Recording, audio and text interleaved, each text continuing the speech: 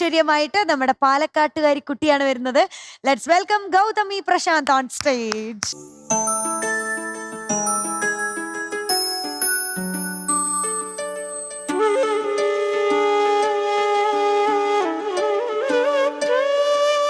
പുലരിയിലൊരു പൂന്തിന്നൽ കൊളുത്തുന്നു ദീപം, ഹരിനാമം ചൊല്ലുമ്പോൾ തിളങ്ങുന്ന ദീപം, മലർചുണ്ടിൽ തുളുമ്പുന്ന മുളം തണ്ടുമായി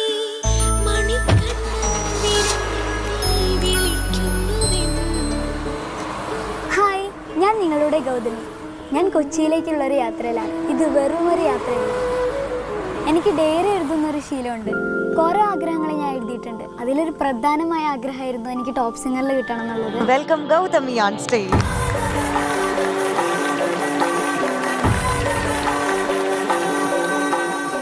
ആദ്യമൊക്കെ എൻ്റെ പെർഫോമൻസ് ഒരു ഓക്കെ എന്നുള്ള ലെവലിലായിരുന്നു ജഡ്ജസ് ഒക്കെ പറഞ്ഞത്.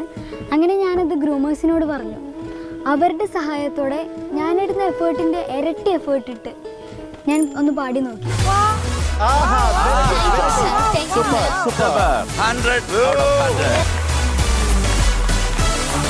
ഞാൻ ടോപ്പ് സിംഗറിൽ വരുമ്പോൾ എൻ്റെ അച്ഛനും അമ്മയ്ക്ക് ഒരു വാക്ക് കൊടുത്തിരുന്നു. ടോപ്പ് സിംഗർ ഫ്ലോറിൽ ഒരിക്കലും ഞാൻ കരയില്ലെന്ന്. ആദ്യത്തെ 100 ആണോ?